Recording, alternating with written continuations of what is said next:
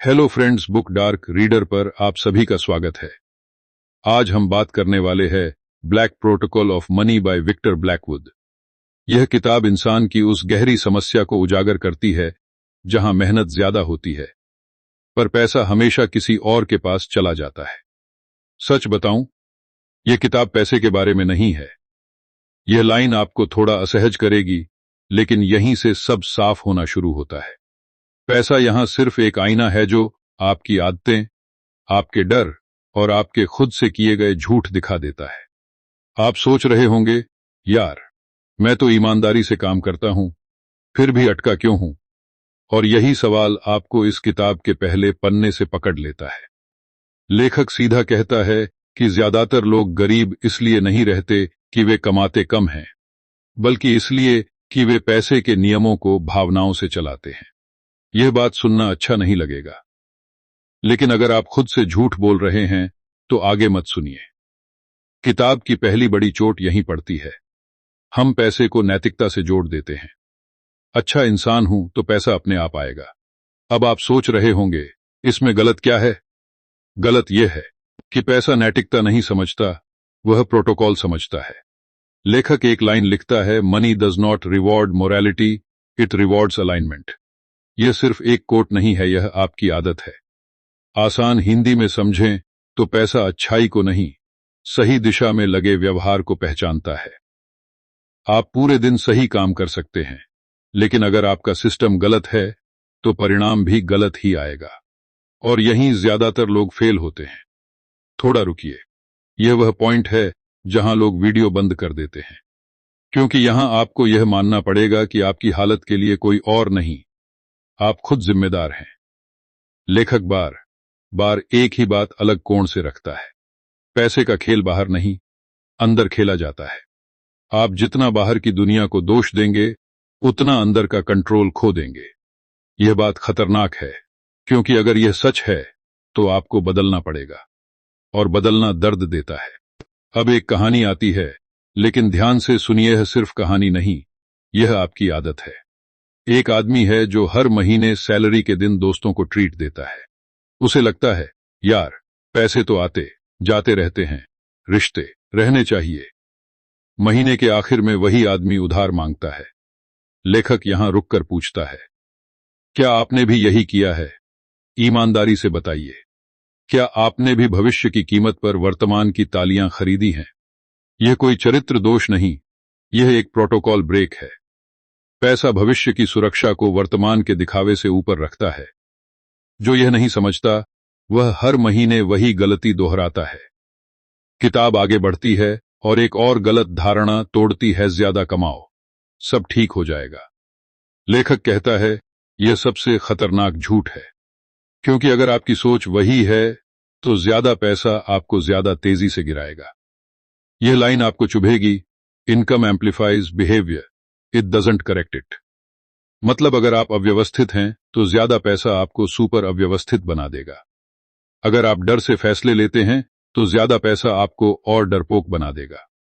अब यह किरदार नहीं है, यह आप हैं। आपने भी सोचा है, बस थोड़ी आमदनी बढ़ जाए फिर सब संभाल लूंगा। लेकिन क्या आपने संभाला? यहां लेखक एक मानसिक खतरा खड़ा करता है। अगर आपने अपने पैसे के व्यवहार को ठीक किए बिना कमाई बढ़ाई, तो आपकी जिंदगी हमेशा रनवे पर ही रहेगी, उड़ान कभी नहीं भरेगी। आप दौड़ते रहेंगे, थकते रहेंगे और हर साल यही कहेंगे कि इस साल कुछ गड़बड़ हो गई। यह बात सुनना अच्छा नहीं लगेगा, पर सच यही है। फिर किताब पैसे और समय के रिश्ते पर वार करती है। ज्यादातर लोग पैसे को समय से अलग समझते हैं। लेखक कहता है, यह सबसे बड़ी भूल है। पैसा समय का संकुचित रूप है। आपने जिस समय को कैसे इस्तेमाल किया, पैसा उसी का नतीजा है। अगर आपका समय दूसरों की प्राथमिकताओं पर खर्च हो रहा है तो आपका पैसा भी दूसरों के हाथ जाएगा। अब आप सोच रहे होंगे, तो मैं क्या करूं? यहीं लोग जल्दबाजी में कोई टिप ढूंढते हैं, लेकिन लेखक टिप नहीं देता, आईना देता है। वह कहता है, पहले यह मानिए कि आप अपना समय बेच रहे हैं, निवेश नहीं कर रहे। यह लाइन खतरनाक क्यों है? क्योंकि अगर आपने इसे मान लिया तो आपको अपने रोजमर्रा के फैसलों पर शक करना पड़ेगा। किताब का एक और कोट आता है, the poor ask how much, the wealthy ask how long. इसे सरल हिंदी में समझिए, कंगाल सोचती है कितना मिलेगा, समझदार सोचता है कितने समय तक मिलेगा। आपने भी नौकरी चुनते समय क्या पूछा था? सैलरी कितनी है ना? यह कोई बुराई नहीं है, लेकिन यहीं से खेल तय हो जाता है। अगर आपका पहला सवाल समय के बारे में नहीं है, तो आपका भविष्य भी समय के हाथ में चला जाता है। अब लेखक भावनाओं को कंट्रोल में रखता है और फिर अचानक एक झटका देता है। वह कहता है, आप पैसे से नहीं डरते, आप अपनी औकात से डरते हैं। यह लाइन आपको थोड़ा असहज करेगी, क्योंकि जब मौका आता है, ज्यादातर लोग पीछे हट जाते हैं। निवेश, नया काम, नई स्किल सब जानते हैं, लेकिन कदम नहीं उठाते। क्यों? क्योंकि अगर फेल हुए तो बहाना नहीं बचेगा। अब यह किरदार नहीं है, यह आप हैं। आपने भी टाला है ना? यहां किताब एक छोटी जीत का रास्ता दिखाती है, लेकिन बहुत ईमानदारी से। आप लेखक कहता है, पहली जीत पैसा नहीं, कंट्रोल है। अपने खर्च पर कंट्रोल, अपने समय पर कंट्रोल, और सबसे मुश्किल अपने ईगो पर कंट्रोल। आप आज समझते हैं, कल आजमाते हैं, पर अटकते हैं। गलती होती है, फिर थोड़ा सुधार होता है, और तभी एक छोटी जीत मिलती है। आप पहली बार बिना दिखावे के ना कहते हैं। यह जीत छोटी लगती है, पर सिस्टम बदल देती है। लेकिन यहीं से असली समस्या शुरू होती है, क्योंकि जैसे ही आप बदलना शुरू करते हैं, दुनिया आपको वापस खींचती है। दोस्त, परिवार, समाज सब कहते हैं, इतना सोचने की क्या जरूरत है? और अगर आप यह सुनकर रुक गए, तो एक बात आपको सुननी ही पड़ेगी। सच बताऊं, अगर पहला हिस्सा आपको थोड़ा भारी लगा था, तो यह वाला और ज्यादा चुभेगा। क्योंकि अब किताब उस जगह हाथ डालती है जहां इंसान सबसे ज्यादा झूठ बोलता है, अपने फैसलों पर। लेखक यहां साफ कहता है कि पैसे की सबसे बड़ी दुश्मन गरीबी नहीं है, भ्रम है। और यह भ्रम बाहर से नहीं आता, यह आपके दिमाग के अंदर पनपता है। आप सोचते हैं आप रैशनल हैं, समझदार हैं, लेकिन जैसे ही पैसा सामने आता है, आपका दिमाग प्रिमिटिव मोड में चला जाता है। डर, लालच, तुलना, बस यही 3 बटन दबते हैं, और यहीं ज्यादातर लोग फिसलते हैं। यहां एक लाइन आती है जो सुनने में साधारण है, लेकिन अंदर से जहरीली है। Your financial decisions are emotional reactions disguised as logic. अब इसे आसान हिंदी में समझिए। आपके पैसे के फैसले तर्क नहीं होते, वे भावनात्मक प्रतिक्रिया होते हैं, जिन्हें आप बाद में तर्क का नाम दे देते हैं। आपने भी किया है। कोई चीज खरीदी, फिर खुद को समझाया कि जरूरी थी। कोई निवेश किया, फिर कहा लॉन्ग टर्म है। यह सिर्फ कहानी नहीं, यह आपकी आदत है। और अगर आप इसे नहीं पहचानेंगे, तो हर बार वही चक्कर चलेगा। यह बात सुनना अच्छा नहीं लगेगा, लेकिन लेखक यहीं आपको रोककर आईना दिखाता है। वह कहता है, गरीब सोच और अमीर सोच में फर्क पैसे का नहीं, फैसलों की देरी का होता है। गरीब सोच तुरंत राहत चाहती है, अमीर सोच देर से मिलने वाली शांति चुनती है। अब आप सोच रहे होंगे, मैं भी तो फ्यूचर के लिए सोचता हूं। सच में, ईमानदारी से बताइए, जब आखिरी बार आपने शॉर्ट टर्म खुशी छोड़कर लॉन्ग टर्म फायदा चुना था? कब किया था? यहां एक कहानी आती है। एक आदमी है जो हर महीने थोड़ा सा बचा लेता है। उसे लगता है वह डिसिप्लिन्ड है, लेकिन जैसे ही कोई लिमिटेड ऑफर दिखती है, वह टूट जाता है। फोन, बाइक, ट्रिप, हर बार वही बहाना, यार जिंदगी एक ही बार मिलती है। लेखक यहां चुप नहीं रहता। वह कहता है, यह वाक्य सबसे खतरनाक है, क्योंकि यह आपको भविष्य से चोरी करने का लाइसेंस दे देता है। अब यह किरदार नहीं है, यह आप हैं। आपने भी यही लाइन बोली है ना? किताब यहां एक और भ्रम तोड़ती है, कंफर्ट का। लेखक कहता है, कंफर्ट गरीबी का सबसे सभ्य रूप है। यह लाइन आपको असहज करेगी, क्योंकि कंफर्ट बुरा नहीं लगता, लेकिन प्रॉब्लम यह है कि कंफर्ट सवाल पूछना बंद कर देता है। आप एक ऐसी जिंदगी में फंस जाते हैं जो बुरी नहीं है, बस बेहतर नहीं है। और यही ट्रैप है। आप कहते हैं, चल रहा है, लेकिन सच यह है कि चल रहा है का मतलब होता है रुक गया है। अब एक मेंटल स्टेक खड़ा होता है। अगर आपने कंफर्ट को चुनौती नहीं दी, तो आप पूरी जिंदगी पोटेंशियल के नीचे जिएंगे। न पूरी तरह असफल, न कभी सफल, बस बीच में अटके हुए। यह बात डराती है, क्योंकि इसमें कोई ड्रामेटिक फेलियर नहीं होता, सब नॉर्मल दिखता है। और यही सबसे खतरनाक है। लेखक यहां पैसे और पहचान के रिश्ते पर वार करता है। वह कहता है, आप पैसा कमाने की कोशिश नहीं कर रहे, आप इमेज मेंटेन करने की कोशिश कर रहे हैं।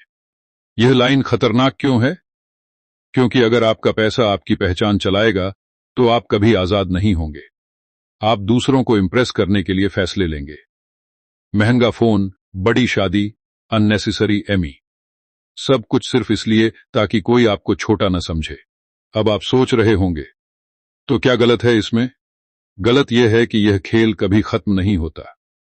कोई न कोई आपसे बड़ा हमेशा रहेगा।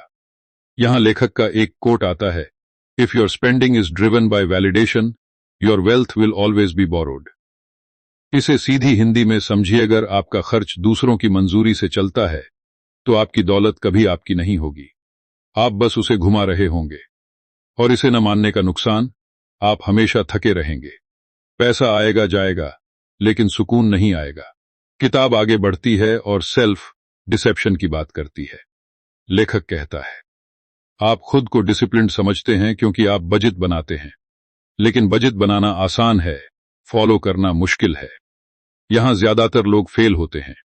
आप एक्सेल में प्लान बनाते हैं, लेकिन रियल लाइफ में इमोशंस जीत जाते हैं। यह सिर्फ कहानी नहीं, यह आपकी आदत है। आपने भी कितनी बार सोचा, इस महीने से सब ठीक, और फिर वही हुआ। यहां एक छोटा सा प्रैक्टिकल शिफ्ट बताया जाता है। लेखक कहता है, रूल्स मत बनाओ, फ्रिक्शन बनाओ। मतलब अपने गलत फैसलों को मुश्किल बनाओ। इंस्टेंट ग्रेटिफिकेशन को थोड़ा स्लो करो। यह कोई मैजिकल सॉल्यूशन नहीं है। आप आज समझते हैं, कल आजमाते हैं, पर फिर अटकते हैं, गलती होती है।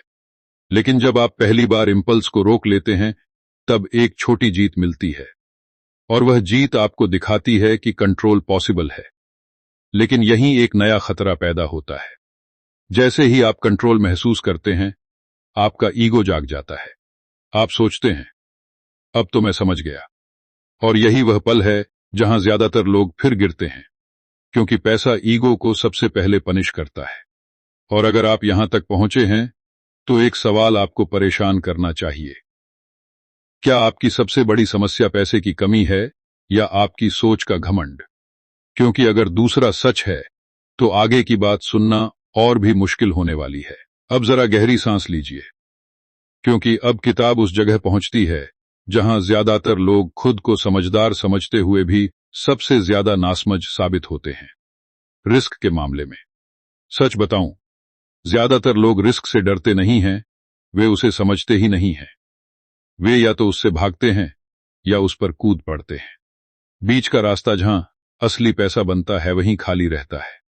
लेखक यहां एक सीधी लेकिन असहज बात कहता है, आप सुरक्षित इसलिए नहीं हैं क्योंकि आपने रिस्क नहीं लिया, आप बस अनअवेयर हैं कि आप रोज कितना रिस्क ले रहे हैं। नौकरी में टिके रहना, एक ही स्किल पर निर्भर रहना, एक ही इनकम सोर्स पर जिंदा रहना, यह सब भी रिस्क है। फर्क बस इतना है कि यह स्लो रिस्क है, जो रोज थोड़ा थोड़ा करके आपको कमजोर करता है। यह बात सुनना अच्छा नहीं लगेगा, क्योंकि हमने खुद को यही सिखाया है कि स्टेबिलिटी सुरक्षित होती है। अब आप सोच रहे होंगे, तो फिर सेफ क्या है? यही सवाल आपको परेशान करना चाहिए। यहां एक लाइन आती है जो दिमाग हिला देती है, avoiding risk is the riskiest strategy of all. इसे आसान हिंदी में समझें, रिस्क से बचना ही सबसे बड़ा रिस्क है। और इसे न मानने का नुकसान, आप एक ऐसी जिंदगी जीते हैं जो बाहर से सुरक्षित दिखती है, लेकिन अंदर से खोखली होती जाती है। यह सिर्फ दर्शन नहीं, यह आपकी आदत है। आपने भी कितनी बार नया सीखने से टाला है, सिर्फ इसलिए कि अभी ठीक चल रहा है।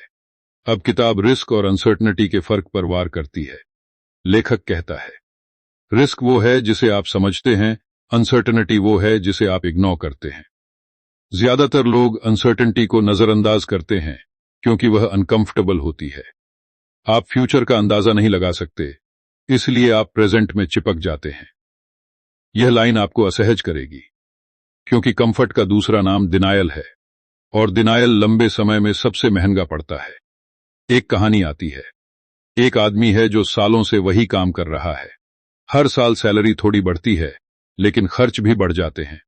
वह कहता है, यार, रिस्क नहीं ले सकता, जिम्मेदारियां हैं। लेखक यहां चुप नहीं रहता। वह पूछता है, क्या जिम्मेदारियां सच में हैं, या आप अपने डर को जिम्मेदारी का नाम दे रहे हैं? अब यह किरदार नहीं है, आप हैं। आपने भी यही कहा है ना? यहां एक मानसिक खतरा साफ दिखता है। अगर आपने डर को सही ठहराने के लिए तर्क बना लिए, तो आप कभी इवॉल्व नहीं करेंगे। आप रैशनल दिखेंगे, लेकिन स्टैग्नेंट रहेंगे। और स्टैग्नेशन पैसे की भाषा में मतलब होता है धीमी मौत। यह शब्द भारी है, लेकिन सच है, क्योंकि पैसा ग्रोथ को पहचानता है, स्थिरता को नहीं। किताब आगे बढ़ती है और गैम्बलिंग बनाम कैलकुलेटेड रिस्क की बात करती है। लेखक साफ करता है, रिस्क लेना और जुआ खेलना अलग चीजें हैं। जुआ इमोशन से चलता है, रिस्क डेटर से। आपने भी स्टॉक मार्केट में या बिजनेस में किसी की सक्सेस देखकर कूदने का मन बनाया होगा। यह सिर्फ कहानी नहीं, यह आपकी आदत है। आपने रिसर्च नहीं की, बस फोमो में कदम बढ़ाया। और जब नुकसान हुआ तो आपने कहा, रिस्क तो होता ही है। नहीं, यह रिस्क नहीं था, यह इग्नोरेंस थी। यहां एक कोट आता है, risk without understanding is self sabotage. इसे सरल हिंदी में समझे बिना समझे लिया गया रिस्क खुद को नुकसान पहुंचाने जैसा है। लेखक यह क्यों कह रहा है? क्योंकि ज्यादातर लोग अपने नुकसान को फेट या लक पर डाल देते हैं, और ऐसा करके वे सीखने का मौका खो देते हैं। इसे न मानने का नुकसान, आप वही गलती नए नाम के साथ दोहराते रहेंगे। अब किताब एक सतल लेकिन पावरफुल शिफ्ट दिखाती है। लेखक कहता है, छोटा रिस्क बार बार, बड़ा रिस्क एक बार से बेहतर है। यह सुनने में सिंपल है, लेकिन करना मुश्किल है, क्योंकि छोटे रिस्क में ईगो को क्रेडिट नहीं मिलता। कोई ताली नहीं बजाता, कोई आपको जीनियस नहीं कहता, लेकिन यही रास्ता आपको मजबूत बनाता है। आप आज समझते हैं, कल आजमाते हैं, पर अटकते हैं, फिर एडजस्ट करते हैं। और जब पहली बार कोई छोटा रिस्क पे ऑफ करता है, तब आपको एक छोटी जीत मिलती है। वह जीत आपको सिखाती है कि डर मैनेजेबल है। लेकिन यहीं ईगो फिर सिर उठाता है। आप सोचते हैं, अब तो मुझे समझ आ गया है। और यहीं लोग सबसे ज्यादा फिसलते हैं। लेखक चेतावनी देता है, कॉन्फिडेंस और ओवर कॉन्फिडेंस के बीच की लाइन बहुत पतली होती है। पैसा उस लाइन पर खड़े लोगों को पसंद नहीं करता। अब एक अनकंफर्टेबल सवाल, ईमानदारी से बताइए, आप रिस्क से इसलिए दूर हैं क्योंकि आपने उसे समझा है, या इसलिए क्योंकि आप खुद पर भरोसा नहीं करते? यह सवाल आपको चैन से नहीं रहने देगा, क्योंकि अगर दूसरा सच है, तो असली काम पैसे का नहीं, आपकी सेल्फ ट्रस्ट का है। और यहीं से अगली परेशानी शुरू होती है, क्योंकि जैसे ही आप खुद पर भरोसा बनाने की कोशिश करते हैं, एक चीज सामने आती है जिसे आपने सालों से अवॉइड किया है, वैल्यू। और अगर आपकी वैल्यू अनक्लियर है, तो पैसा भी कभी क्लियर नहीं होगा। अब यहां रुकना मत, क्योंकि अगर आपने अब तक सिर्फ पैसे को प्रॉब्लम समझा था, तो यह हिस्सा आपको दिखाएगा कि असली प्रॉब्लम आपकी वैल्यू है। और यह बात सुनना अच्छा नहीं लगेगा। लेखक अब सीधे उस सवाल पर आता है जिससे ज्यादातर लोग भागते हैं, आप वर्थ क्या हो? सच बताऊं, ज्यादातर लोग यह सवाल पूछते ही नहीं। वे बस उम्मीद करते हैं कि दुनिया उन्हें कोई नंबर दे दे। Salary, package, rate, like, view, यही उनकी पहचान बन जाती है। और यहीं खेल बिगड़ता है। किताब एक खतरनाक लाइन फेंकती है, money is not paid for effort, it is paid for value perceived. इसे सरल हिंदी में समझिए, पैसा आपकी मेहनत के लिए नहीं, आपकी समझी गई कीमत के लिए मिलता है। यह लाइन खतरनाक क्यों है? क्योंकि अगर यह सच है, तो सिर्फ मेहनत करना काफी नहीं है। और इसे न मानने का नुकसान, आप पूरी जिंदगी में इतना करता हूं कहते रहेंगे, और दुनिया कहेगी तो। यहां एक कहानी आती है। दो लोग हैं, एक ही कंपनी में, एक ही घंटे काम करते हैं। एक की सैलरी दोगुनी है, दूसरा कहता है यह अनफेयर है। लेखक यहां रुककर पूछता है, क्या सच में अनफेयर है, या उनकी वैल्यू अलग है? यह सिर्फ कहानी नहीं, यह आपकी आदत है। आपने भी किसी न किसी से खुद की तुलना की है और खुद को कमतर या शिकार महसूस किया है। लेकिन आपने कभी यह नहीं पूछा कि आप रिप्लेसेबल क्यों हैं। यह शब्द चुभेगा, रिप्लेसेबल, लेकिन लेखक जानबूझकर इसका इस्तेमाल करता है। वह कहता है, जब तक आप रिप्लेसेबल हैं, तब तक आप निगोशिएट नहीं कर रहे, आप बेग कर रहे हैं। अब आप सोच रहे होंगे, तो क्या करूं? और यहीं लोग जल्दबाजी में कोई हैक ढूंढते हैं।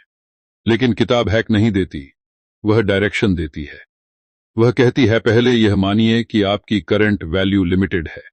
यह मानना ईगो को तोड़ता है, और ईगो टूटे बिना पैसा कभी नहीं टिकता। किताब वैल्यू को 3 लेयर्स में तोड़ती है, लेकिन बिना हेडिंग्स, बिना फ्रेमवर्क थोपे। वह बस यह दिखाती है कि लोग क्या देखते हैं, क्या समझते हैं और क्या महसूस करते हैं। आपकी स्किल सिर्फ शुरुआत है, असली खेल परसेप्शन का है। आप कितनी साफ तरह से अपनी वैल्यू दिखा पाते हैं। आपने भी शायद सोचा है, मेरा काम खुद बोलेगा। यह लाइन खतरनाक क्यों है? क्योंकि काम कभी खुद नहीं बोलता, लोग बोलते हैं। और अगर आप नहीं बोलेंगे तो कोई और आपकी जगह बोलेगा। यहां एक मेंटल स्टेक साफ होता है। अगर आप अपनी वैल्यू आर्टिकुलेट नहीं कर पाए तो कोई और आपकी वैल्यू डिफाइन करेगा, और वह डेफिनेशन अक्सर आपके खिलाफ होगी।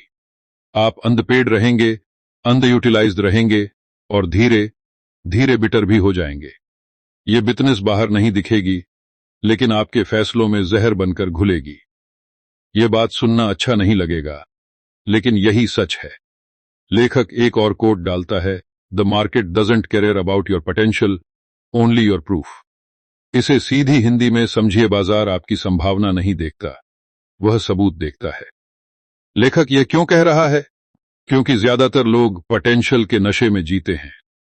मेरे अंदर बहुत कुछ है, लेकिन जब प्रूफ देने की बारी आती है तो एक्सक्यूजेज आ जाते हैं। इसे न मानने का नुकसान, आप हमेशा ऑलमोस्ट देर में फंसे रहेंगे। अब एक छोटा सा शिफ्ट दिखता है।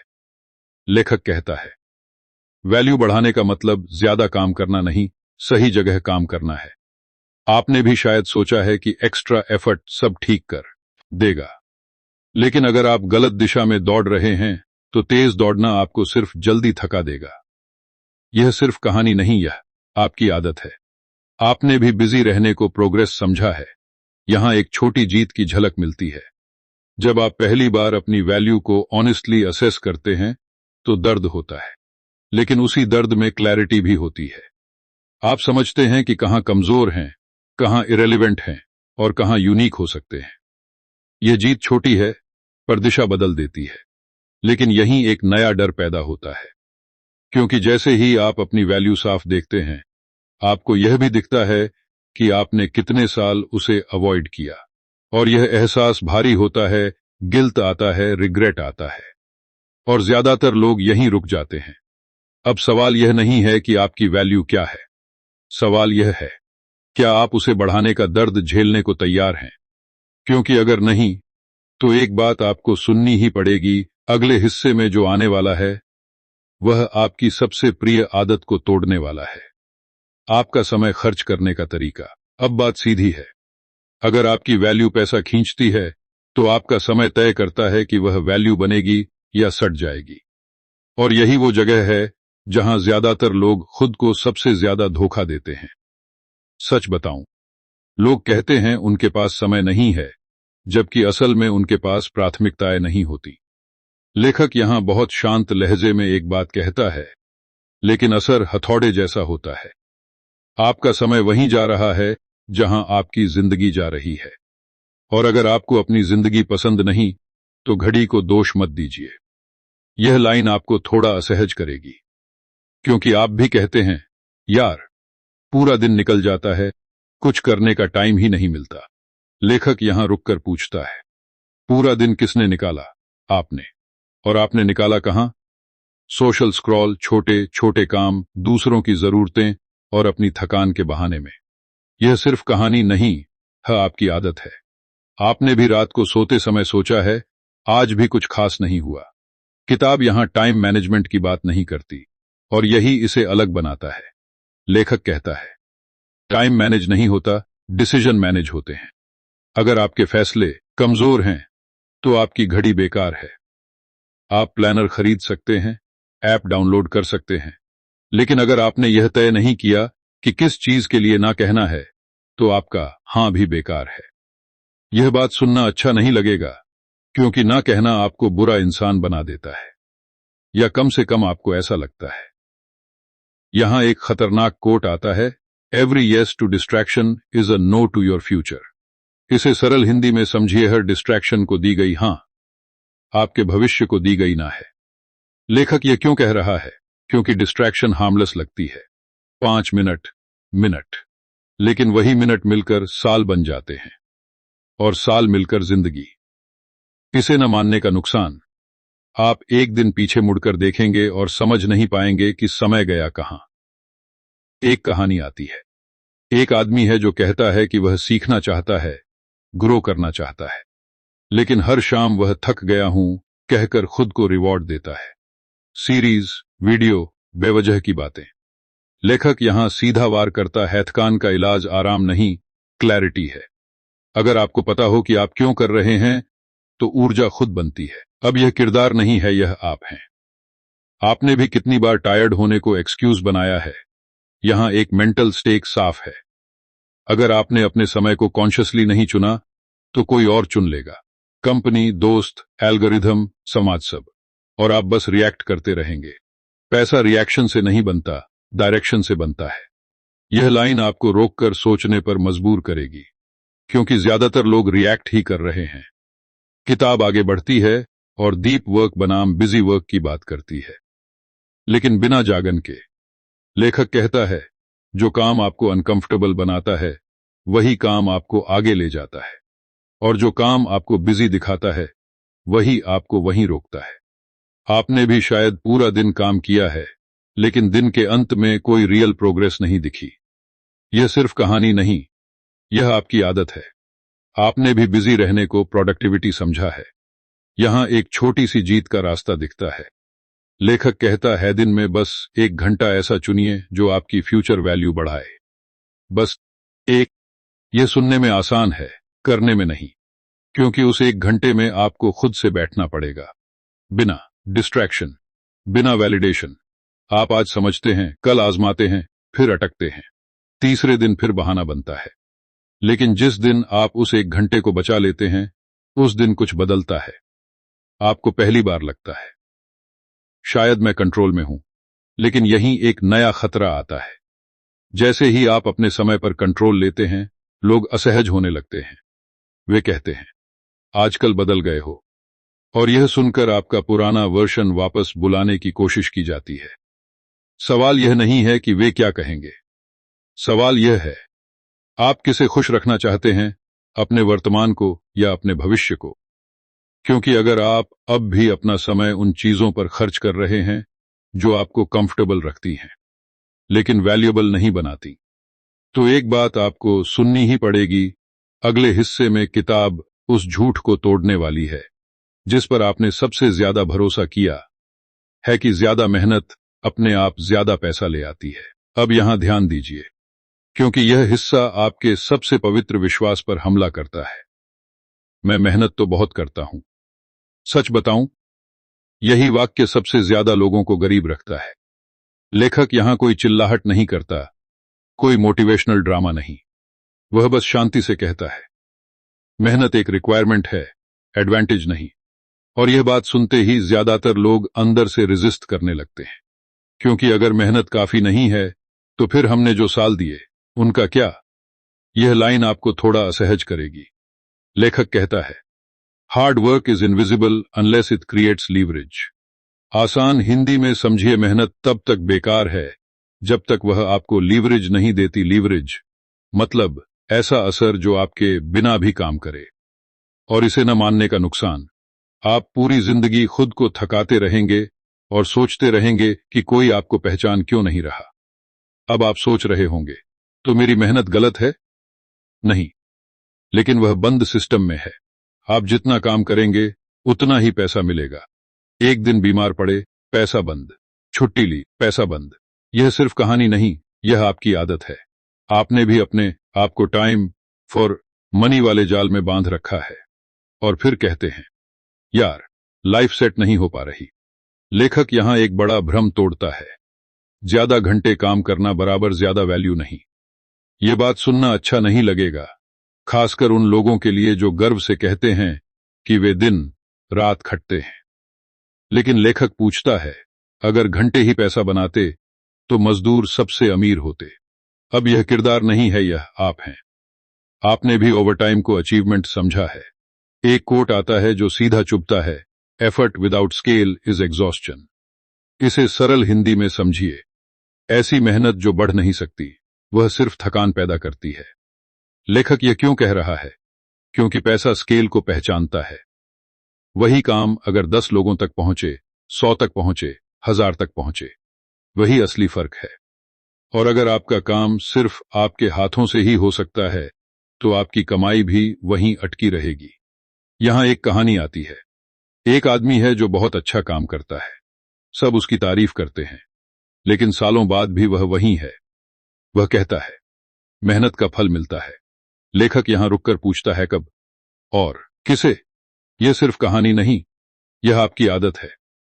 आपने भी भरोसा किया है कि कोई ऊपर बैठा हिसाब रख रहा है, लेकिन पैसा भगवान नहीं है, वह नियमों पर चलता है।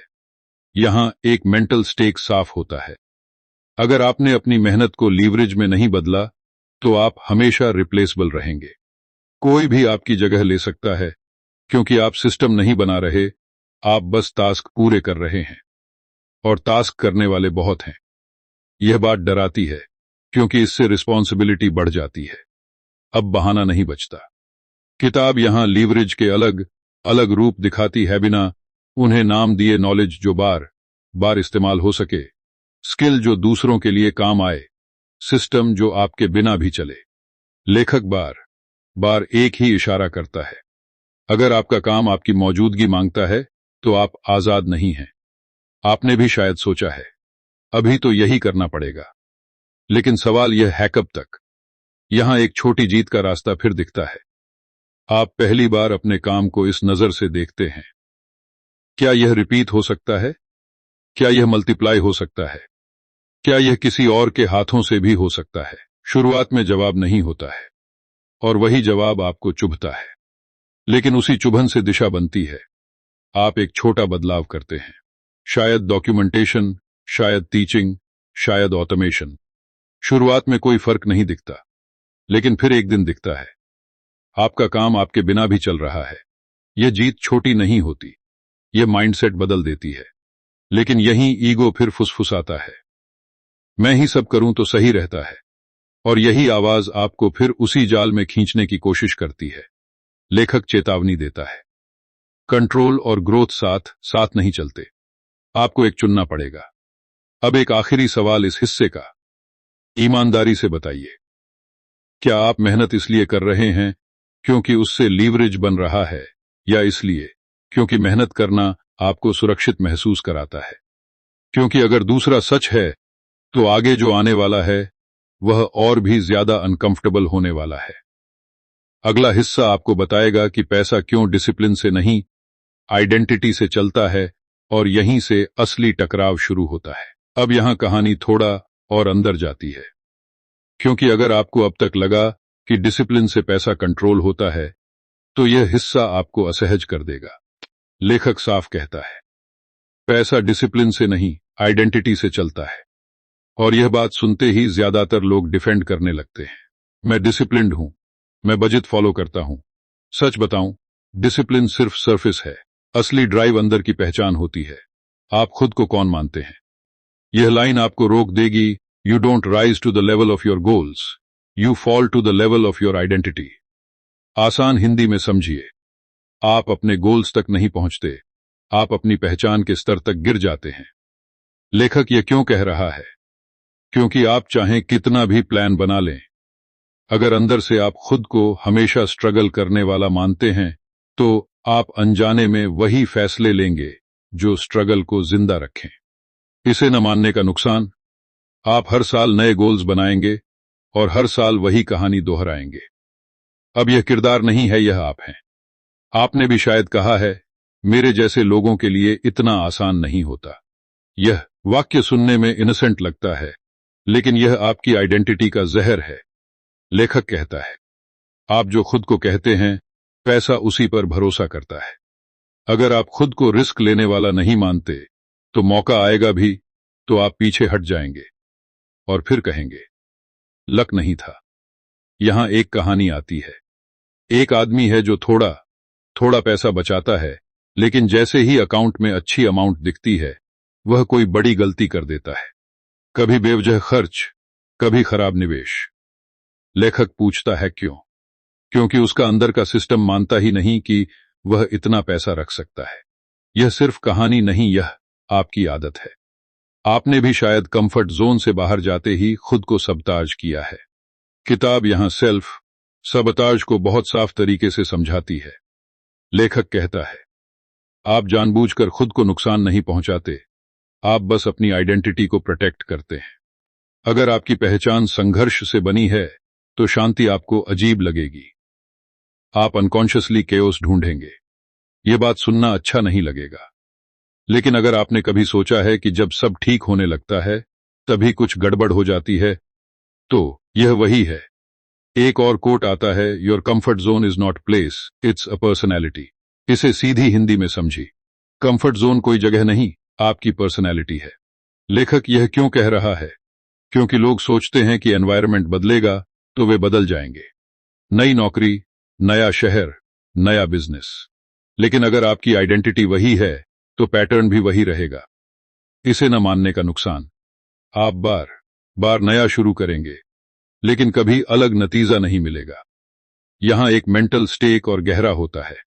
अगर आपने अपनी आइडेंटिटी को कॉन्शियसली रीडिफाइन नहीं किया तो पैसा आते ही जाएगा। आप कभी रिच नहीं होंगे, सिर्फ टेम्परेरीली लकी होंगे। यह लाइन डराती है क्योंकि इसमें कोई बाहरी दुश्मन नहीं है, दुश्मन आप खुद हैं। किताब अब एक सतल रास्ता दिखाती है। लेखक कहता है, पहले बिहेवियर बदलने की कोशिश मत करो, आइडेंटिटी बदलो। यह सुनने में एब्स्ट्रैक्ट लगता है, लेकिन वह इसे प्रैक्टिकल बनाता है। वह कहता है, हर छोटा फैसला एक वोट है उस इंसान के लिए जो आप बन रहे हैं। जब आप खर्च रोकते हैं तो आप डिसिप्लिन्ड नहीं बनते, आप उस इंसान के लिए वोट देते हैं जो फ्यूचर को महत्व देता है। यह सिर्फ फिलॉसफी नहीं, यह आपकी रोज की जिंदगी है। आप आज समझते हैं, कल एक छोटा फैसला लेते हैं, फिर भूल जाते हैं, फिर याद आता है, गलती होती है। लेकिन जैसे जैसे ये छोटे वोट जुड़ते हैं, कुछ बदलता है। आप पहली बार खुद को अलग तरह से देखना शुरू करते हैं। यह जीत क्वायत होती है, कोई ताली नहीं बजाता, लेकिन अंदर कुछ शिफ्ट होता है और यहीं ईगो फिर चाल चलता है। आप सोचते हैं, अब मैं बदल गया हूं। लेखक चेतावनी देता है, आइडेंटिटी फ्रजाइल होती है। एक गलत फैसला और आप पुराने वर्जन में वापस फिसल सकते हैं। इसलिए विजिलेंस जरूरी है, प्राइड नहीं। अब एक आखिरी सवाल इस हिस्से का, ईमानदारी से बताइए, आप किस कहानी में जी रहे हैं? मैं ऐसा ही हूं वाली कहानी में, या मैं ऐसा बन रहा हूं वाली कहानी में? क्योंकि अगर आपने पहली चुनी है तो आगे जो आने वाला है वह और भी ज्यादा अनकंफर्टेबल होगा। अगला हिस्सा आपको दिखाएगा कि एनवायरनमेंट कैसे आपकी आइडेंटिटी को क्वाइटली हाईजैक करता है और आप उसे महसूस भी नहीं करते। अब जरा ध्यान से सुनिए, क्योंकि यह हिस्सा चुपचाप वार करता है। यहां कोई जोरदार लाइन नहीं, कोई ड्रामेटिक मोड नहीं, बस एक सच्चाई जो धीरे धीरे आपकी पकड़ ढीली कर देती है। लेखक कहता है, आप जितना खुद को बदलने की कोशिश करते हैं उतना ही एनवायरनमेंट आपको वापस खींच लेता है। और ज्यादातर लोग यह समझ ही नहीं पाते कि उनके फैसले उनके नहीं हैं, उनके आसपास के सिस्टम के हैं। यह बात सुनना अच्छा नहीं लगेगा, लेकिन सच यह है कि आपकी जिंदगी आपकी विल पावर से नहीं, आपके आसपास के डिजाइन से चल रही है। आप सोचते हैं आप कंट्रोल में हैं, जबकि असल में क्यूज, रिमाइंडर्स, एक्सपेक्टेशंस और नॉर्म्स आपको चला रहे होते हैं। लेखक एक शांत लेकिन खतरनाक लाइन लिखता है, most people don't fail because of weakness, they fail because of default settings. इसे सरल हिंदी में समझे, लोग कमजोर नहीं होते, वे बस डिफॉल्ट मोड में जीते हैं। और डिफॉल्ट मोड रियली आपके पक्ष में होता है। अब यह किरदार नहीं है, यह आप हैं। आपने भी तय किया होगा कि इस महीने खर्च कम करेंगे, लेकिन जैसे ही आप वही पुराने रास्ते, वही दुकानें, वही लोग, वही कॉन्वर्सेशंस देखते हैं, आप ऑटोमेटिक हो जाते हैं। यह सिर्फ कहानी नहीं, यह आपकी आदत है। आपने भी महसूस किया है कि कुछ जगहों पर आप खुद को रोक ही नहीं पाते। किताब यहां एनवायरनमेंट को विलन नहीं बनाती, लेकिन ब्लाइंड स्पॉट जरूर दिखाती है। लेखक कहता है, आपका एनवायरनमेंट आपको अच्छा या बुरा नहीं बनाता, वह बस आपको एम्प्लीफाई करता है। अगर आपके अंदर डिस्ट्रैक्शन है, एनवायरनमेंट उसे बढ़ा देगा। अगर क्लैरिटी है, एनवायरनमेंट उसे तेज कर देगा। सवाल यह नहीं है कि दुनिया कैसी है, सवाल यह है कि आपने खुद को किस दुनिया में रखा है। यहां एक मेंटल स्टेक उभरता है। अगर आपने अपने एनवायरनमेंट को कॉन्शियसली डिजाइन नहीं किया, तो आप हमेशा पीछे से धकेले जाते रहेंगे। आप सोचेंगे कि आप स्लो हैं, जबकि असल में आप रॉन्ग करंट में तैर रहे हैं। और गलत करंट में मेहनत करने से सिर्फ थकान मिलती है, दिशा नहीं। एक कहानी आती है। एक आदमी है जो जेन्युइनली बदलना चाहता है। वह सीखना चाहता है, बचत करना चाहता है, ग्रो करना चाहता है। लेकिन उसके चारों तरफ वही लोग हैं जो हर बात को मजाक में उड़ा देते हैं। इतना सोचता है, अभी तो उम्र ही क्या है, पैसे के पीछे मत भाग। लेखक यहां पूछता है, क्या वे लोग बुरे हैं? नहीं, लेकिन क्या वे आपके फ्यूचर के लिए सही हैं? यह सवाल अनकंफर्टेबल है, क्योंकि इसका जवाब रिश्तों तक पहुंच जाता है। यह लाइन चुभेगी, you don't become like the people you admire, you become like the people you tolerate. इसे सीधी हिंदी में समझिए। आप वैसे नहीं बनते जिन्हें आप पसंद करते हैं, आप वैसे बन जाते हैं जिन्हें आप रोज सहते हैं। लेखक यह क्यों कह रहा है? क्योंकि इन्फ्लुएंस लाउड नहीं होता, वह धीरे धीरे नॉर्मलाइज करता है। और जब तक आपको एहसास होता है, तब तक आपकी स्टैंडर्ड्स नीचे आ चुके होते हैं। यहां किताब एक सटल लेकिन पावरफुल शिफ्ट दिखाती है। लेखक कहता है, आपको खुद को स्ट्रांग बनाने की जरूरत नहीं, आपको खुद को सही जगह रखने की जरूरत है। अगर डिसिप्लिन हर दिन लड़ाई है, तो डिजाइन गलत है। आपने भी शायद सोचा है, मुझ में ही कमी है। लेकिन क्या हो अगर कमी आप में नहीं, आपके सेटअप में हो? यह सिर्फ थियरी नहीं है। आप एक छोटा एक्सपेरिमेंट करते हैं। आप कुछ नोटिफिकेशंस बंद करते हैं, कुछ लोगों से दूरी रखते हैं, कुछ जगहों पर जाना कम करते हैं। शुरुआत में खालीपन लगता है, फोमो आता है, आपको लगता है आप कुछ मिस कर रहे हैं। लेकिन फिर धीरे धीरे एक अजीब सी शांति आती है। यह जीत क्वाइट होती है, कोई नोटिस नहीं करता, लेकिन आपका दिमाग करता है। और यहीं एक नया खतरा आता है।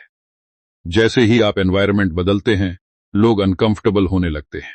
वे पूछते हैं, सब ठीक तो है? क्योंकि आपकी ग्रोथ उनकी इनसिक्योरिटी को मिरा करती है। और यहीं ज्यादातर लोग गिल्ट में वापस फिसल जाते हैं। लेखक चेतावनी देता है, कंफर्ट दूसरों का हो सकता है, कॉस्ट आपको चुकानी पड़ती है। अब एक आखिरी सवाल इस हिस्से का।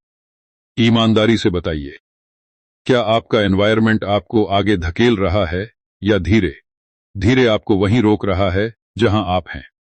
क्योंकि अगर दूसरा सच है, तो अगला हिस्सा आपको एक और झटका देने वाला है। वहां किताब बताएगी कि गोल्स क्यों आपको आगे नहीं बढ़ाते और सिस्टम्स क्यों बढ़ाते हैं। और यह समझना आसान नहीं होगा। अब यहां ज्यादा उम्मीद मत रखिए, क्योंकि यह हिस्सा आपके उस भरोसे को तोड़ने वाला है जिस पर आपने सालों भरोसा किया है।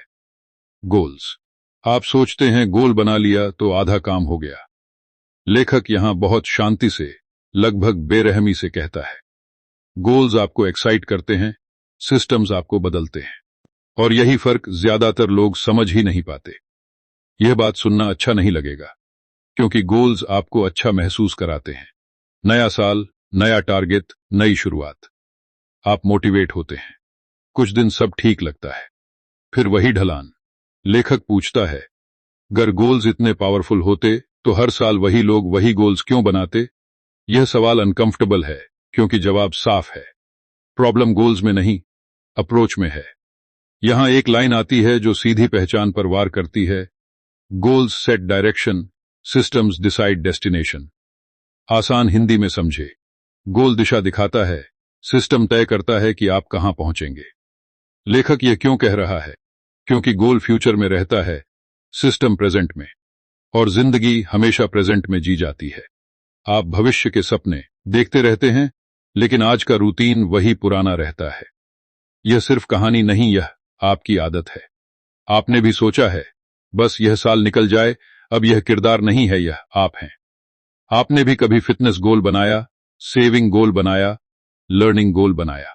शुरुआत जोरदार, फिर धीरे धीरे स्किप, फिर गिल्ट, फिर छोड़ देना, और अंत में खुद को समझाना शायद अभी सही समय नहीं था। लेखक यहां साफ करता है, समय कभी सही नहीं होता, सिस्टम या तो सही होता है या नहीं। यहां एक मेंटल स्टेक और गहरा होता है। अगर आप गोल अचीवमेंट को ही सक्सेस मानते रहे तो आप जिंदगी के ज्यादातर दिन असफल महसूस करेंगे, क्योंकि गोल कभी पूरा नहीं होता, वह शिफ्ट होता रहता है। और यह फीलिंग आपको अंदर से हॉलो बना देती है। आप दौड़ते रहते हैं लेकिन कभी सेटिस्फाई नहीं होते। किताब सिस्टम्स को कोई फैंसी नाम नहीं देती, वह बस यह दिखाती है कि सिस्टम मतलब आप रोज क्या करते हैं जब कोई देख नहीं रहा, जब मोटिवेशन नहीं है, जब मूड नहीं है। लेखक कहता है, अगर आपका सिस्टम डिसिप्लिन पर टिका है तो वह टूटेगा, अगर वह फ्रिक्शन और ईज पर टिका है तो वह टिकेगा। यह बात सुनना आसान है, लागू करना नहीं। एक कहानी आती है। एक आदमी है जो इन्वेस्टमेंट सीखना चाहता है। उसने बुक्स खरीदी, कोर्सेज लिए, लेकिन रोज कुछ नहीं किया। वह हर महीने खुद से कहता है, अगले हफ्ते से। लेखक पूछता है, क्या उसका गोल गलत था? नहीं, उसका सिस्टम एब्सेंट था। यह सिर्फ कहानी नहीं, यह आपकी आदत है। आपने भी सीखने को फ्यूचर में डाल दिया है। यहां एक कोट आता है, you don't need better goals, you need better defaults. इसे सीधी हिंदी में समझिए, आपको बेहतर लक्ष्य नहीं, बेहतर डिफॉल्ट चाहिए। लेखक यह क्यों कह रहा है? क्योंकि डिफॉल्ट वही होता है जो आप थकान में करते हैं। अगर थकान में आपका डिफॉल्ट डिस्ट्रैक्शन है तो आपका फ्यूचर भी वही होगा। इसे न मानने का नुकसान, आप हर बार खुद को दोष देंगे, सिस्टम को नहीं। अब किताब एक छोटा प्रैक्टिकल इंसाइट देती है, लेकिन सतल तरीके से। लेखक कहता है, अगर कोई चीज डेली नहीं हो सकती तो वह डेस्टिनी नहीं बदल सकती। बड़े जंप्स नहीं, छोटे रिपीट्स खेल जीतते हैं। आपने भी शायद सोचा है कि एक बड़ा फैसला सब बदल देगा, लेकिन असल में छोटे बोरिंग फैसले ज्यादा डेंजरस होते हैं या ज्यादा पावरफुल। यहां एक छोटी जीत फिर दिखती है। आप पहली बार गोल को भूलकर प्रोसेस पर ध्यान देते हैं। एक दिन, फिर दूसरा, कोई एक्साइटमेंट नहीं, लेकिन कुछ हफ्तों बाद आप नोटिस करते हैं आप अलग रिएक्ट कर रहे हैं। पैसा, समय, डिस्ट्रैक्शंस, सब पर। यह जीत लाउड नहीं होती, लेकिन स्टेबल होती है। और यहीं ईगो फिर ट्रिक खेलता है। आप सोचते हैं, अब तो सिस्टम बन गया। लेखक चेतावनी देता है, सिस्टम्स मेंटेनेंस मांगते हैं, वर्शिप नहीं। एक हफ्ते की लापरवाही और डिफॉल्ट वापस आ जाता है। इसलिए ह्यूमिलिटी जरूरी है। अब एक आखिरी सवाल इस हिस्से का। ईमानदारी से बताइए, आप गोल्स इसलिए बनाते हैं क्योंकि वे आपको अच्छा महसूस कराते हैं, या सिस्टम्स इसलिए अवॉइड करते हैं क्योंकि वे बोरिंग हैं? क्योंकि अगर बॉदम से आप भाग रहे हैं तो आगे जो आने वाला है वह और भी अनकंफर्टेबल होगा। अगला हिस्सा बताएगा कि बॉदम से भागना कैसे आपको गरीब रखता है और आप इसे नाम भी नहीं दे पाते। अब यहां जरा रुकिए, क्योंकि यह हिस्सा उस दुश्मन पर बात करता है जिसे ज्यादातर लोग पहचानते ही नहीं, बॉदम। सच बताऊं, बॉदम से ज्यादा खतरनाक कुछ नहीं है, खासकर पैसे के मामले में। लेखक यहां बहुत सीधी बात कहता है, गरीबी अक्सर एक्साइटमेंट की तलाश से पैदा होती है। यह लाइन सुनने में अजीब लगेगी, लेकिन यहीं ज्यादातर लोग फेल होते हैं। आप सोच रहे होंगे, एक्साइटिंग होना तो अच्छा है, कौन बोरिंग जिंदगी चाहता है? लेकिन लेखक पूछता है, क्या आप एक्साइटमेंट चाहते हैं या एस्केप? क्योंकि जब डिसिप्लिन बोरिंग लगता है तब दिमाग शॉर्टकट ढूंढता है। जल्दी पैसा, तेज रिटर्न, नया मौका, यह वाला अलग है। यह सिर्फ कहानी नहीं, यह आपकी आदत है। आपने भी बोरिंग कंसिस्टेंसी को छोड़कर शाइनी ऑप्शन चुना है। यहां एक लाइन आती है जो अनकंफर्टेबल है, boredom is the price of long term wealth. इसे आसान हिंदी में समझिए, लंबे समय की संपत्ति की कीमत बॉर्डम है। लेखक यह क्यों कह रहा है? क्योंकि असली वेल्थ फ्लैशी नहीं होती, वह धीरे बनती है। वही रूटीन, वही प्रोसेस, वही डिसिप्लिन। और दिमाग को यह पसंद नहीं आता। दिमाग नॉवल्टी चाहता है, और नॉवल्टी अक्सर आपको ट्रैक से उतार देती है। अब यह किरदार नहीं है, यह आप हैं। आपने भी जब चीजें चलने लगी तब कुछ नया करने का मन किया, इन्वेस्टमेंट ठीक चल रहा था, आपने एक्स्ट्रा रिस्क ले लिया, सेविंग स्टेबल थी, आपने लाइफस्टाइल अपग्रेड कर लिया, क्योंकि स्टेबिलिटी बोरिंग लगने लगी। लेखक यहां सीधा कहता है, जो लोग बॉर्डम सहन नहीं कर पाते वे कभी रिच नहीं बनते। यह बात सुनना अच्छा नहीं लगेगा, लेकिन यह सच है। यहां एक मेंटल स्टेक और साफ होता है। अगर आप बॉदम को दुश्मन मानते रहेंगे तो आप बार बार खुद की बनाई हुई प्रोग्रेस तोड़ेंगे। आप खुद ही रीसेट बटन दबाते रहेंगे और फिर कहेंगे, मेरे साथ ही ऐसा क्यों होता है। नहीं, ऐसा आपके साथ नहीं होता, आप ऐसा करते हैं। किताब बॉर्डम और पेशेंस के रिश्ते को जोड़ती है। लेखक कहता है, पेशेंस कोई वर्चू नहीं, यह स्किल है, और स्किल प्रैक्टिस से आती है। अगर आपने कभी बॉर्डम में टिककर कुछ किया ही नहीं तो पेशेंस आपसे दूर ही रहेगी, और पेशेंस के बिना पैसा सिर्फ आता जाता रहेगा, टिकेगा नहीं।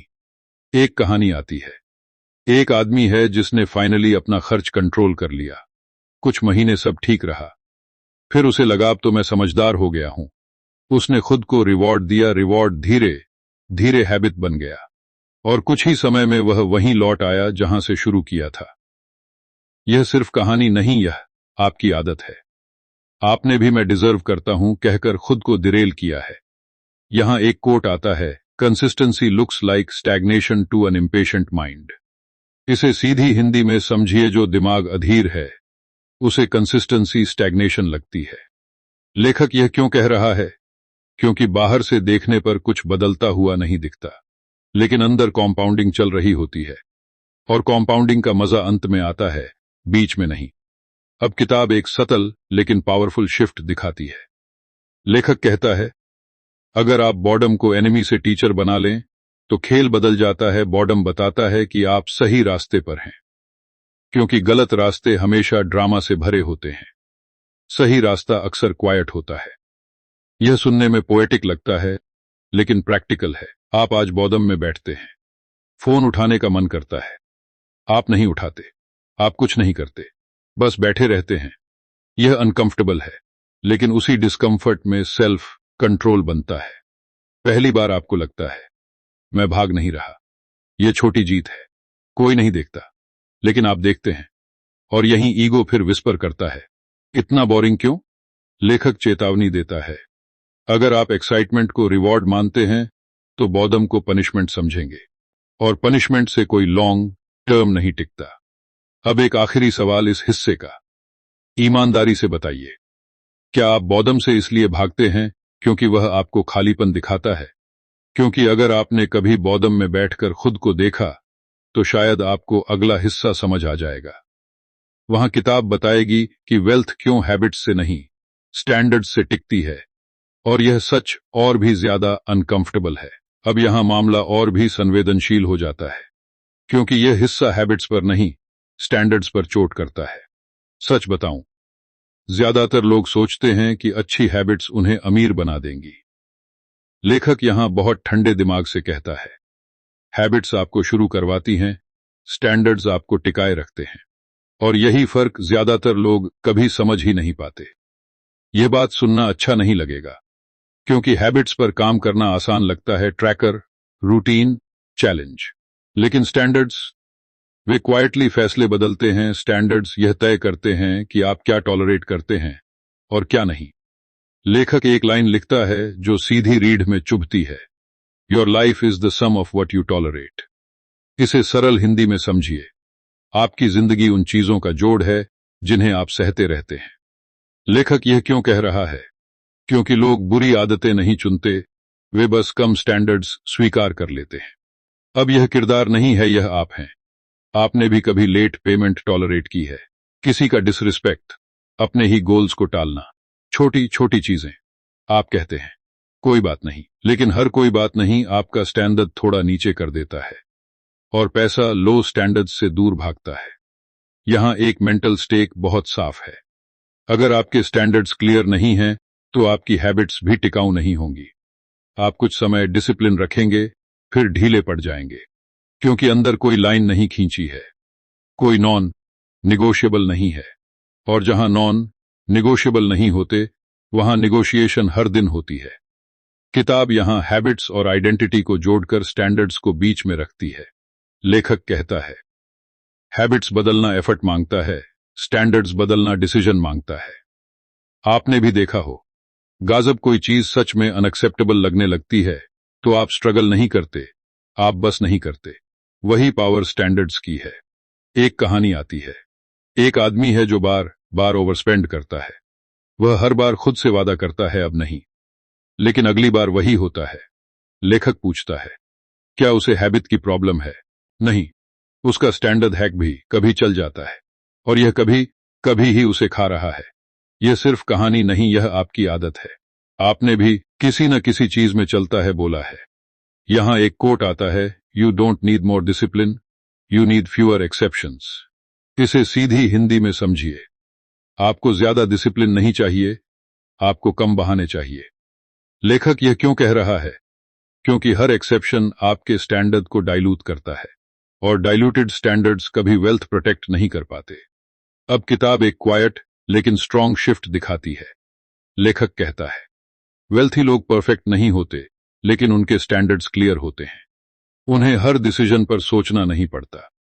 कुछ चीजें ऑटोमेटिकली बाहर हो जाती हैं। यह सुनने में स्ट्रिक्ट लगता है, लेकिन यही फ्रीडम देता है। क्योंकि जब स्टैंडर्ड्स क्लियर होते हैं तो मेंटल एनर्जी बचती है। आप आज एक स्टैंडर्ड डिसाइड करते हैं, छोटा सा, शायद मैं डेट पर लाइफस्टाइल नहीं बनाऊंगा, या मैं बिना समझे पैसा नहीं लगाऊंगा। शुरुआत में मुश्किल होती है, आपको खुद से लड़ना पड़ता है, लेकिन जिस दिन आप पहली बार उस स्टैंडर्ड पर टिक जाते हैं, उस दिन कुछ बदलता है। आप खुद पर भरोसा महसूस करते हैं। यह जीत क्वायत होती है, लेकिन दीप होती है, और यहीं ईगो फिर चाल चलता है। आप सोचते हैं, मैं तो डिसिप्लिन्ड हूं। लेखक चेतावनी देता है, डिसिप्लिन फ्राजाइल होता है, स्टैंडर्ड्स मजबूत होते हैं। डिसिप्लिन मूड से टूट सकता है, स्टैंडर्ड नहीं। अब एक आखिरी सवाल इस हिस्से का, ईमानदारी से बताइए, आपने अपनी जिंदगी में कितनी चीजें सिर्फ इसलिए सह रखी हैं क्योंकि उन्हें बदलना अनकंफर्टेबल होगा? क्योंकि अगर आपने यह सवाल सच में पूछ लिया, तो अगला हिस्सा और भी भारी होने वाला है। वहां किताब बताएगी कि कंफर्ट कैसे आपके स्टैंडर्ड्स को धीरे धीरे गिराता है, और आपको पता भी नहीं चलता। अब यहां बात और भी खामोश हो जाती है, क्योंकि यह हिस्सा किसी बुरी आदत, गलत फैसले या कम मेहनत की बात नहीं करता। यह उस चीज पर वार करता है जो बाहर से सबसे हार्मलेस दिखती है, कंफर्ट। सच बताऊं, कंफर्ट दुश्मन की तरह नहीं आता, वह दोस्त बनकर आता है, और यही उसकी सबसे खतरनाक चाल है। लेखक यहां बहुत धीरे से कहता है, कंफर्ट स्टैंडर्ड्स को एक झटके में नहीं गिराता, वह उन्हें मिलीमीटर बाय मिलीमीटर नीचे लाता है। आपको एहसास भी नहीं होता। आप कहते हैं, बस आज, बस इस बार, बस थोड़ा सा, और यही बस आपकी पूरी लाइन को धुंधला कर देता है। यह बात सुनना अच्छा नहीं लगेगा, क्योंकि कंफर्ट आपको कभी दर्द नहीं देता, वह दर्द से बचाता है। लेकिन लॉन्ग टर्म में वही सबसे ज्यादा दर्द देता है। अब यह किरदार नहीं है, यह आप हैं। आपने भी सोचा है, अभी इतना ही काफी है, अभी इतना स्ट्रगल क्यों, अभी थोड़ा एंजॉय कर लेते हैं। लेखक यहां सीधा सवाल पूछता है, क्या आपने एंजॉय किया या बस खुद को शांत किया? क्योंकि एंजॉय करने के बाद एनर्जी आती है, लेकिन कंफर्ट के बाद लेथर्जी आती है। फर्क सतल है, लेकिन असर जबरदस्त है। यहां एक लाइन आती है जो अंदर तक जाती है, comfort never asks who you could become. इसे सरल हिंदी में समझे, कंफर्ट कभी आपसे यह नहीं पूछता कि आप क्या बन सकते हो, वह बस यह पूछता है, क्या अभी ठीक लग रहा है? लेखक यह क्यों कह रहा है? क्योंकि कंफर्ट फ्यूचर ब्लाइंड होता है। वह आज की थकान देखता है, कल की कीमत नहीं। यहां एक मेंटल स्टेक साफ दिखता है। अगर आपने कंफर्ट को रेगुलरली चूज किया, तो आपके स्टैंडर्ड्स साइलेंटली गिरते रहेंगे, और आप खुद को डिसिप्लिन्ड समझते रहेंगे, क्योंकि आप कोई बड़ी गलती नहीं कर रहे होंगे। लेकिन यही सबसे खतरनाक फेज होता है, जब आप गिर रहे होते हैं लेकिन महसूस नहीं कर रहे होते। एक कहानी आती है, एक आदमी है जो पहले बहुत शार्प था, डिसीजंस क्लियर थे, लेकिन जैसे जैसे उसकी इनकम स्टेबल हुई, उसने खुद को ईज देना शुरू किया। थोड़ा खर्च बढ़ा, थोड़ा फोकस घटा, थोड़ा डिसिप्लिन ढीला। कुछ गलत नहीं दिखा, लेकिन कुछ साल बाद उसने नोटिस किया उसकी हंगा चली गई है। लेखक यहां पूछता है, क्या वह फेल हुआ? नहीं, वह कंफर्टेबल हो गया, और यही उसकी असली हार थी। यह सिर्फ कहानी नहीं, यह आपकी आदत है। आपने भी किसी न किसी लेवल पर हंगा को ट्रेड किया है, पीस के नाम पर। यहां किताब एक अनकंफर्टेबल सच बोलती है, ग्रोथ और कंफर्ट एक ही समय पर कोएग्जिस्ट नहीं करते। आप या तो बढ़ रहे होते हैं या सेटल हो रहे होते हैं, बीच में कुछ नहीं होता। यह बात सुनना कठोर है, लेकिन पैसा भी यही भाषा समझता है। पैसा मोमेंटम को फॉलो करता है, सैटिस्फैक्शन को नहीं। एक कोट आता है, the moment you feel settled is the moment you stop compounding. इसे सीधी हिंदी में समझिए, जिस पल आप सेटल महसूस करते हैं उसी पल कॉम्पाउंडिंग रुक जाती है। लेखक यह क्यों कह रहा है? क्योंकि कॉम्पाउंडिंग को हंगा चाहिए, क्यूरियोसिटी चाहिए, सवाल चाहिए, और कंफर्ट इन सबको शांत कर देता है। अब किताब कोई एक्सट्रीम सलाह नहीं देती। वह यह नहीं कहती कि दुखी रहो, वह बस इतना कहती है, कंफर्ट को डिफॉल्ट मत बनने दो, कंफर्ट को रिवॉर्ड बनाओ, लाइफस्टाइल नहीं। यह सतल फर्क है। आपने भी शायद कभी सोचा नहीं होगा कि कंफर्ट भी डिसिप्लिन मांगता है, लेकिन मांगता है। आप आज एक छोटा एक्सपेरिमेंट करते हैं। आप उस काम को चुनते हैं जो थोड़ा अनकंफर्टेबल है लेकिन वैल्यूएबल है। आप जल्दी उठते हैं या देर तक फोकस रखते हैं या किसी कठिन कॉन्वर्सेशन से भागते नहीं। वह पल मुश्किल होता है, लेकिन उसी पल आप महसूस करते हैं, मैं गिर नहीं रहा, मैं ग्रो कर रहा हूं। यह जीत लाउड नहीं होती, लेकिन डीप होती है। और यहीं कंफर्ट आखिरी बार विस्पर करता, हैकल कर लेना।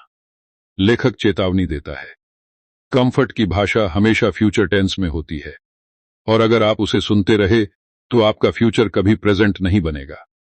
अब एक आखिरी सवाल इस हिस्से का, ईमानदारी से बताइए, आपने अपनी जिंदगी में कितने फैसले सिर्फ इसलिए टाले हैं क्योंकि वे अनकंफर्टेबल थे? क्योंकि अगर आपने यह गिनना शुरू कर दिया तो अगला हिस्सा आपको और भी ज्यादा बेचैन करेगा। वहां किताब बताएगी कि फियर कैसे कंफर्ट से भी ज्यादा पावरफुल ड्राइवर है, और आप उसे कितनी सफाई से छुपाते आए हैं। अब यहां बात उस चीज पर आती है जिसे ज्यादातर लोग स्वीकार ही नहीं करना चाहते, डर। सच बताऊं, लोग कहते हैं वे डरते नहीं हैं। वे कहते हैं, मैं प्रैक्टिकल हूं, मैं रियलिस्टिक हूं, मैं इंपल्सिव नहीं हूं। लेखक यहां बहुत साफ कहता है, फियर रेयरली दिखता है, वह समझदारी का मास्क पहनकर आता है, और यही उसे सबसे ज्यादा खतरनाक बनाता है। यह बात सुनना अच्छा नहीं लगेगा, लेकिन ज्यादातर फैसले जो आपने सोच समझकर नहीं लिए, वे असल में डर से लिए गए थे। डर कि कहीं पैसे खत्म न हो जाए, डर कि कहीं लोग क्या कहेंगे, डर कि कहीं फेल हो गए तो वापसी कैसे होगी।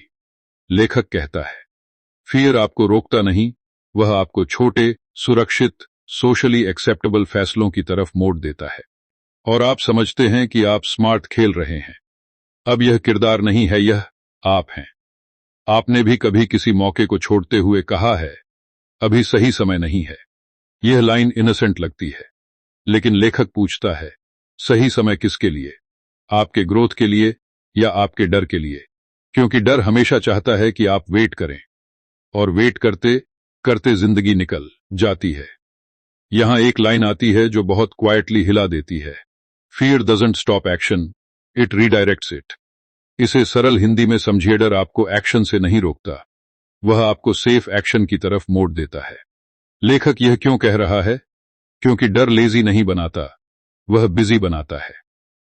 आप रिस्की चीजों से बचकर लो इंपैक्ट कामों में खुद को उलझा लेते हैं। बाहर से आप प्रोडक्टिव दिखते हैं, अंदर से आप स्टक होते हैं। यहां एक मेंटल स्टेक साफ हो जाता है। अगर आपने फियर को पहचानना नहीं सीखा तो आप पूरी जिंदगी प्रिपरेशन में निकाल देंगे। सीखते रहेंगे, सोचते रहेंगे, प्लान बनाते रहेंगे, लेकिन एक्सिक्यूट नहीं करेंगे। और पैसा एक्सिक्यूशन को रिवॉर्ड करता है, इंटेंशन को नहीं। एक कहानी आती है, एक आदमी है जो बहुत पढ़ता है, बहुत समझता है, हर कॉन्सेप्ट क्लियर है, लेकिन जब अप्लाई करने की बारी आती है वह रुक जाता है। वह कहता है, मुझे अभी और सीखना है।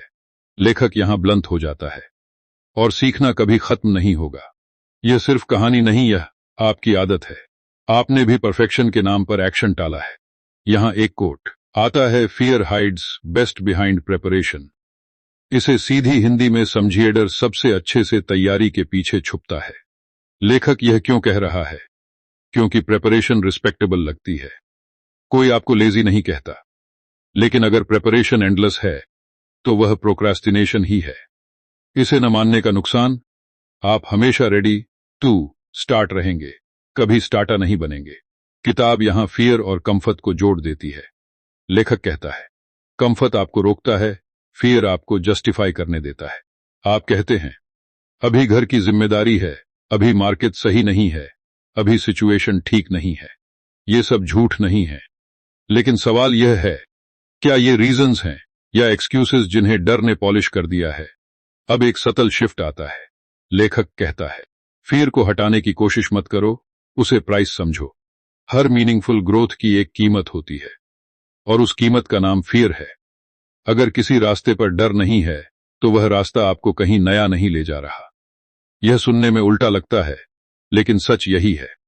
आप आज डर महसूस करते हैं, दिल तेज धड़कता है, दिमाग रीजंस निकालता है, और पहली बार आप उसे मानते नहीं, बस ऑब्जर्व करते हैं। आप एक्शन लेते हैं, छोटा सा इम्परफेक्ट।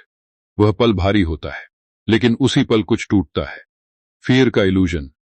यह जीत क्वायत नहीं होती, यह आपको अंदर से हिला देती है, और यहीं ईगो फिर खेल करता है।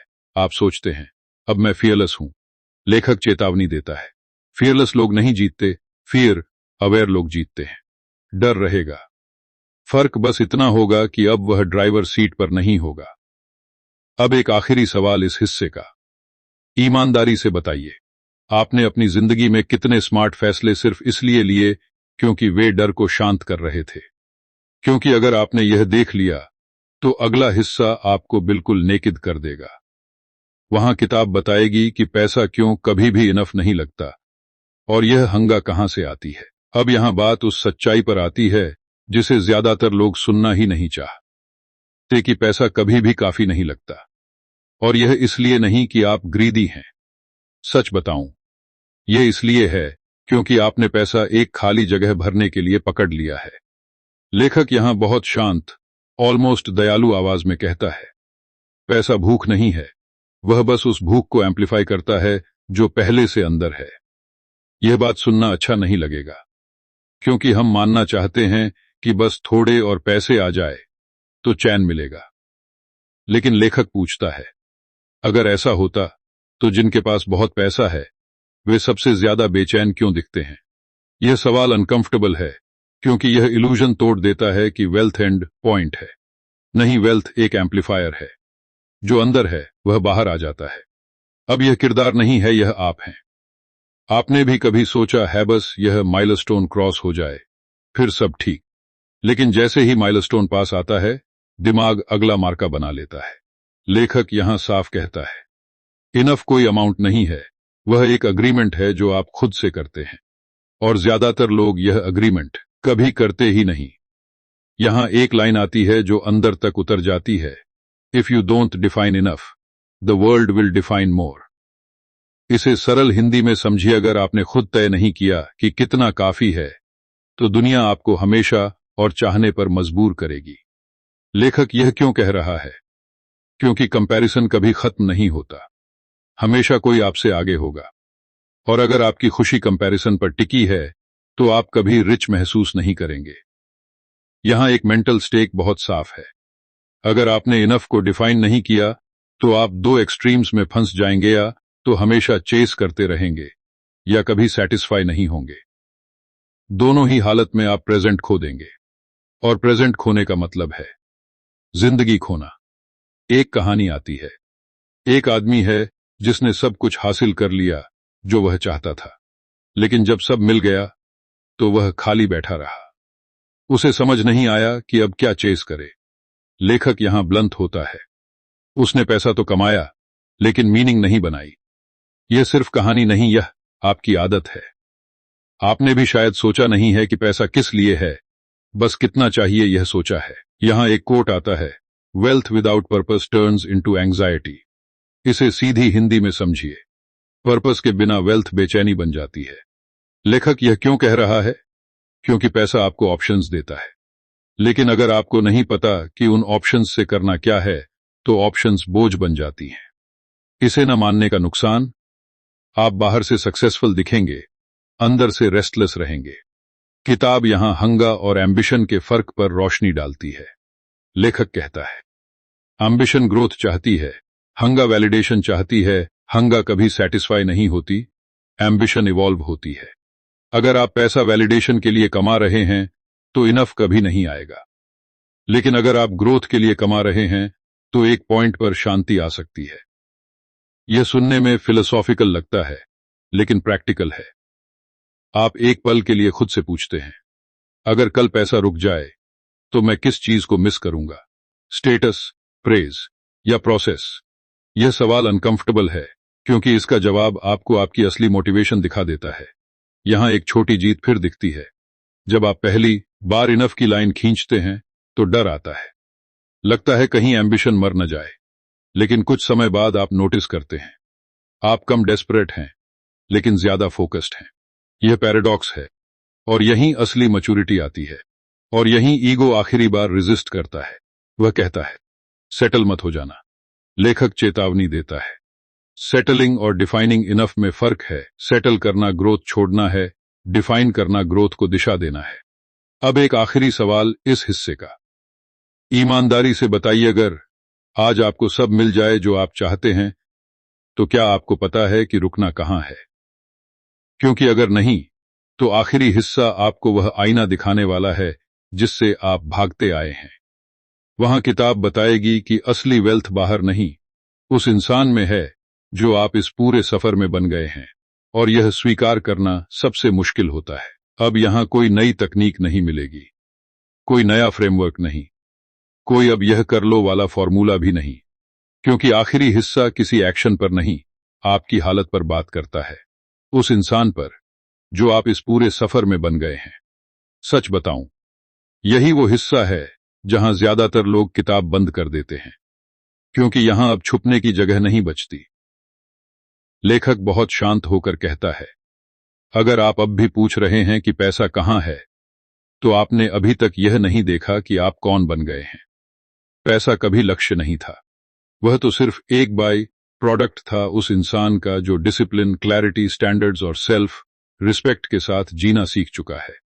यह बात सुनना अच्छा नहीं लगेगा, क्योंकि हम चाहते हैं कि बाहर कुछ बदले, लेकिन असल में अंदर बहुत कुछ बदल चुका होता है, बस हमने उसे नाम नहीं दिया होता। अब यह किरदार नहीं है, यह आप हैं। आप अब वही इंसान नहीं हैं जो पहले भागों में था। आप अब एक्सक्यूजेस जल्दी पहचान लेते हैं, कम्फर्ट आपको सस्पिशियस लगता है, बॉर्डम आपको डराता नहीं, एक्सपोज करता है, फियर अब आपको रोकता नहीं, सिर्फ सिग्नल देता है। और सबसे खतरनाक बदलाव, आप अब खुद से झूठ नहीं बोल पाते। यही असली कीमत है। यहां एक लाइन आती है जो बहुत धीरे लेकिन बहुत गहराई से लगती है, the real return on money work is not wealth, it's self trust. इसे सरल हिंदी में समझिए, पैसे पर काम करने का असली रिटर्न पैसा नहीं, खुद पर भरोसा है।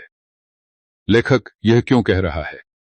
क्योंकि जब आप खुद पर भरोसा करना सीख लेते हैं तो पैसा आना जाना मायने खो देता है। आप पैनिक नहीं करते, आप डेस्परेट नहीं होते, आप जानते हैं कि आप फिर बना सकते हैं। यहां एक मेंटल स्टेक आखिरी बार उभरता है। अगर आपने यह सफर सिर्फ पैसा कमाने के लिए किया तो आप निराश होंगे, क्योंकि पैसा कभी इनफ नहीं होता। लेकिन अगर आपने यह सफर खुद को मजबूत बनाने के लिए किया तो पैसा सेकेंडरी हो जाता है। और यही पैराडॉक्स है, पैसा उन्हीं को टिकता है जो उसे पकड़कर नहीं बैठे रहते। एक कहानी आती है, लेकिन ध्यान से सुनिए, यह सिर्फ कहानी नहीं, यह आपकी आदत है। एक आदमी है जिसने सब समझ लिया, उसने सिस्टम्स बनाए, स्टैंडर्ड्स तय किए, फियर से दोस्ती की, लेकिन सबसे बड़ा बदलाव यह था कि उसने खुद को विक्टिम मानना बंद कर दिया। वह अब यह नहीं पूछता था कि मेरे साथ ही क्यों, वह पूछता था अब मैं क्या करूं, और यही सवाल उसे आगे रखता था हमेशा। लेखक यहां ईगो पर आखिरी वार करता है। वह कहता है, आप स्पेशल नहीं हैं, लेकिन आप पावरलेस भी नहीं हैं। यह लाइन दोनों तरफ से चुभती है, स्पेशल नहीं है तो एंटाइटलमेंट खत्म, पावरलेस नहीं है तो बहाना भी खत्म। अब आप कहां खड़े हैं, यह पूरी तरह आपके चॉइसेस पर है, और चॉइसेस अब अनकॉन्शियस नहीं रहे। यहां कोई ड्रामेटिक एंडिंग नहीं है, कोई फायरवर्क्स नहीं, बस एक शांति है जो थोड़ी भारी है, क्योंकि अब आप जानते हैं, आप अनजान नहीं थे, आप अवॉइड कर रहे थे। और यह मान लेना आसान नहीं होता, लेकिन यही एक्सेप्टेंस फ्रीडम देता है। जब आप ब्लेम छोड़ते हैं तो कंट्रोल आता है, और कंट्रोल के साथ रिस्पॉन्सिबिलिटी, और रिस्पॉन्सिबिलिटी के साथ वेट। लेकिन वही वेट आपको ग्राउंडेड रखता है। अब एक आखिरी कोट आता है, शायद सबसे खतरनाक money changes lives only after it changes the person. इसे सीधी हिंदी में समझिए, पैसा जिंदगी तभी बदलता है जब वह पहले इंसान को बदल चुका हो। लेखक यह क्यों कह रहा है? क्योंकि बिना बदले इंसान के हाथ में पैसा सिर्फ एम्पलीफाई करता है डर, ईगो, इनसिक्योरिटी। लेकिन बदले हुए इंसान के हाथ में पैसा क्लैरिटी बन जाता है। अब आप पीछे मुड़कर देखते हैं, आप समझते हैं, यह किताब पैसा सिखाने के लिए नहीं थी, यह आपको नग्न करने के लिए थी। आपकी आदतों के सामने, आपके स्टैंडर्ड्स के सामने, आपकी पहचान के सामने। और अगर आप अब भी अनकंफर्टेबल हैं, तो इसका मतलब यह किताब अपना काम कर चुकी है। क्योंकि आखिरी सच यही है, आपकी फाइनेंशियल हालत कभी भी आपकी इनकम से बड़ी समस्या नहीं थी। वह हमेशा आपकी टॉलरेंस, आपकी आइडेंटिटी और आपकी चॉइसेस का नतीजा थी। और अब जब आप यह जानते हैं, तो एक सवाल बचता है, अब जब आपको दिख गया है कि आप कौन बन चुके हैं, क्या आप सच में वापस पुराने वर्जन में जाना चाहेंगे?